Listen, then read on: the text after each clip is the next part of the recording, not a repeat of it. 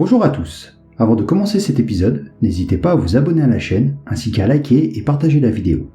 Débutons tout de suite ce 8e épisode de l'actu du front. Commençons tout de suite en Chine, où l'armée populaire de libération perfectionne l'usage de ferries pour l'assaut amphibie. Si la guerre en Ukraine a démontré une chose, c'est que les frappes de missiles et d'artillerie à longue distance n'étaient pas en mesure de modifier de manière significative et durable les capacités de résistance d'un adversaire préparé, et que pour mener un assaut contre de telles forces, il est indispensable de disposer d'une force massive susceptible de s'imposer rapidement et d'ouvrir les brèches nécessaires à la manœuvre. La situation est encore plus délicate lorsqu'il s'agit de mener un assaut amphibie, et en particulier face à une armée bien équipée et bien entraînée comme le sont les forces taïwanaises. Sachant qu'il serait à la fois très long et très onéreux de construire une flotte de navires dédiés comme des porte-hélicoptères d'assaut, l'APL expérimente depuis plusieurs années l'utilisation potentielle de la vaste flotte de navires commerciaux chinois pour mener un tel assaut. Contrairement à un assaut longue distance pour lequel les navires de transport doivent assurer la logistique, un assaut amphibie contre Taïwan n'aurait lieu qu'à 400 km des côtes chinoises, offrant de nombreuses opportunités pour créer un flux logistique suffisant une fois la tête de pont sécurisée, flux qui peut être effectué par des moyens militaires ou civils. Pour obtenir la masse nécessaire au succès d'un tel assaut, l'APL entend mettre à profit l'importante flotte de ferries qui circulent le long des côtes chinoises et au-delà.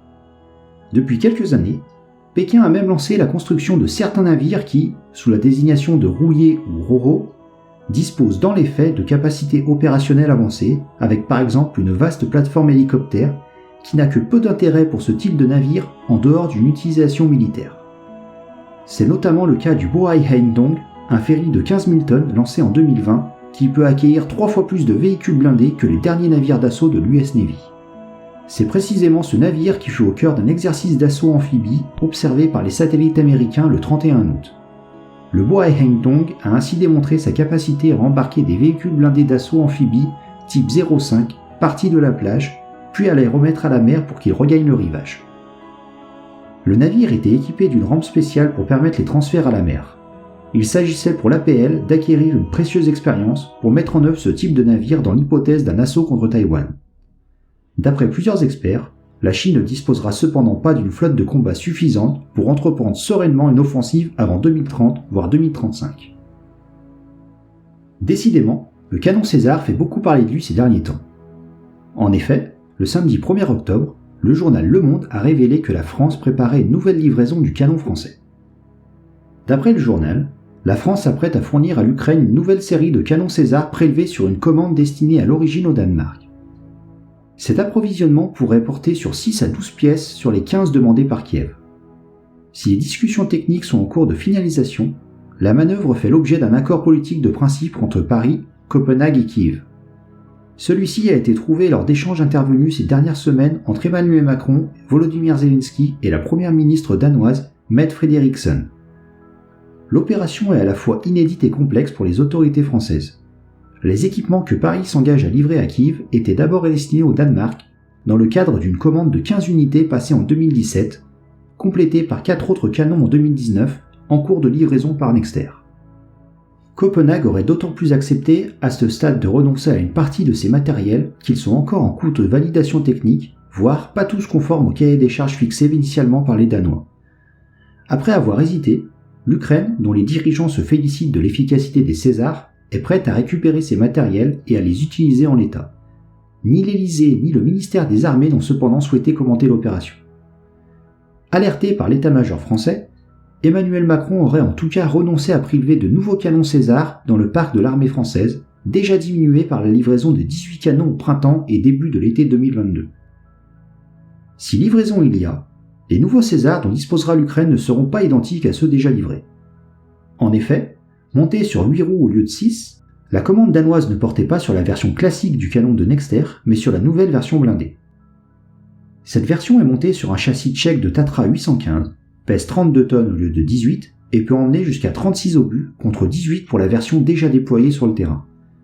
Si son poids est sensiblement supérieur, la version blindée du César garde une excellente mobilité grâce à son 4e essieu qui lui permet de mieux répartir au sol la charge supplémentaire. Nous devrions voir très prochainement les premières images des tirs des canons français sur le terrain, et ce sera le premier test grandeur nature pour cette nouvelle version du César. Nexter pourra rajouter la mention Warproven sur la version blindée de son canon, ce qui sera un nouvel argument de vente pour le marché export. Il est à noter que ce n'est pas le seul matériel qui sera livré en Ukraine. Un cargo devrait être parti de Marseille avec plus de 1000 tonnes de fret quand cette vidéo sortira. Finissons cette vidéo avec notre sujet principal du jour. La chute de la ville de Liman n'était pas encore consommée samedi 1er octobre, que les hauts responsables de l'opération spéciale russe en Ukraine commençaient le jeu de massacre avec la désignation des responsables de cette nouvelle déroute. Premier à dégainer, Ramzan Kadyrov s'en est pris avec virulence au colonel général Alexandre Lapine, maître des opérations dans cette ville de la région de Donetsk tout juste annexée par la Russie. Selon le dirigeant tchétchène, l'officier supérieur est un incapable. Il n'a pas fourni les communications, les renforts et le ravitaillement en munitions nécessaires aux soldats engagés dans la défense de cette ville stratégique. Ces critiques ne sont pas les premières, Kadyrov se présentant régulièrement comme le chef de guerre le plus efficace en Ukraine. Ce qui est nouveau, c'est la virulence du propos et l'attaque directe contre les plus hauts responsables militaires russes. Sur sa chaîne Telegram, il fustigeait contre le colonel général. Ce même Lapine qui a reçu l'étoile de héros de la Russie pour la prise de Lysychansk alors qu'il n'était même pas dans le coin.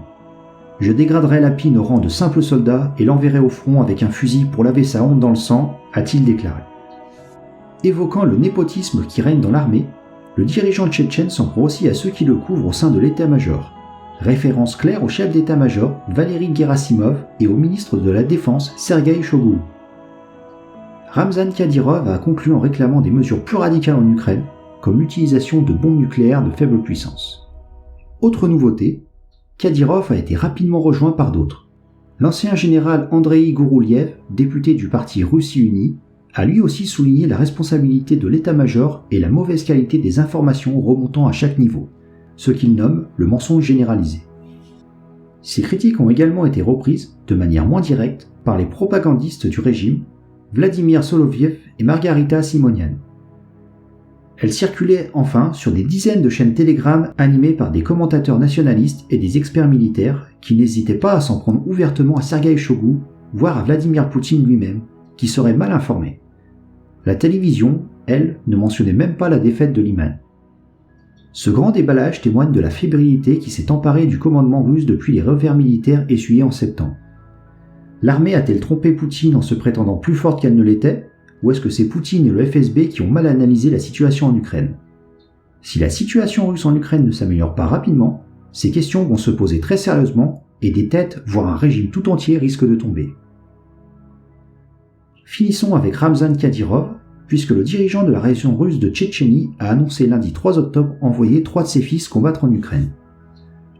Dans un message Telegram, il a indiqué que ses enfants, Akhmat, Eli et Adam, âgés respectivement de 14, 15 et 16 ans, suivaient depuis longtemps des entraînements militaires et qu'il était venu le temps pour eux de s'illustrer dans une vraie bataille. Bientôt, ils partiront en première ligne et se trouveront dans les zones les plus difficiles de la ligne de contact, a-t-il ajouté. Le dirigeant tchétchène aurait 14 enfants selon son site officiel. Voilà, ce 8e épisode est maintenant terminé. Je vous dis à très bientôt pour un nouvel épisode de l'Actu du Front.